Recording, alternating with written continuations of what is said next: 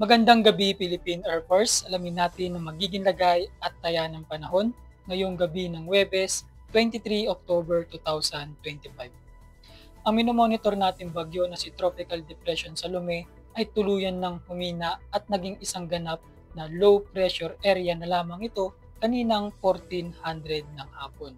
Huli itong namataan sa layong 145 kilometers west-northwest ng Lawag City, Ilocos Norte. Magdadala pa rin ito ng mga kaulapan na may kasamang kalat-kalat na pag-ulan, pagkidlat at pagkulog ngayong gabi, partikular na sa Batanes, Babuyan Group of Island at Ilocos Norte.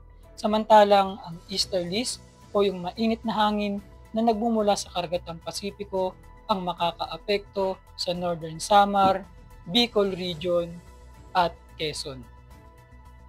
Ang makikita naman nating kaulapan dito sa Mindanao at Palawan, dulot yan ng Intertropical Convergence Zone or ITCZ na makakaapekto, partikular na sa Zamboanga Peninsula, Barm, Misamis Occidental, Lanao del Norte, Negros Island Region, Iloilo at sa Palawan.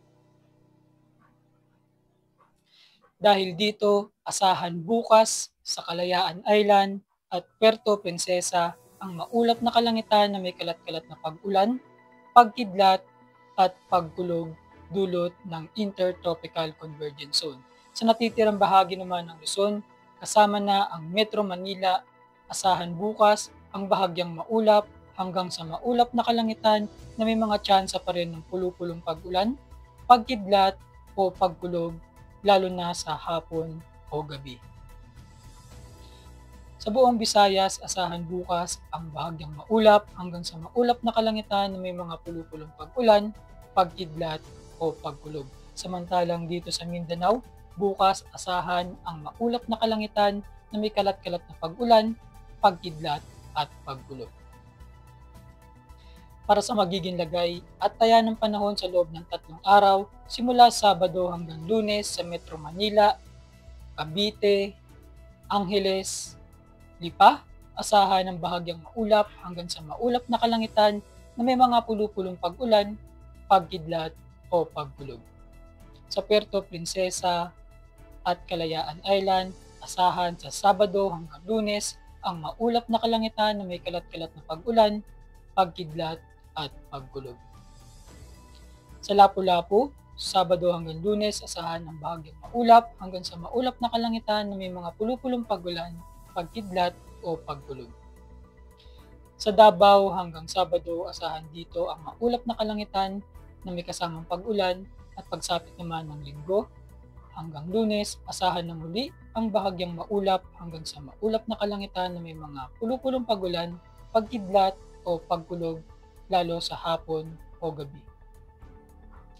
Sa Zamboanga, dulot nga ng ITCZ, ang Sabado hanggang Lunes, asahan ng maulap na kalangitan na may kalat-kalat na pag-ulan, pagkidlat at pagkulog. Lumubog ang araw kaninang 17:31 at sisikat bukas ng umaga ng 05:49. Meron tayong 1% increasing moon illumination. Para manatiling updated sa lagay at taya ng panahon, i-follow lamang ang Air Force Weather Center sa aming mga social media accounts. Yun lamang po ang lagay ng panahon ngayong gabi. Sa ngalan ng aming commanding officer na si Colonel Alvin John Cugador, PAP GSC, ako sa Airman First Class Antonio Emrilio Jr., Weather Forecaster ng Air Force Weather Center. Muli, magandang gabi Philippine Air Force.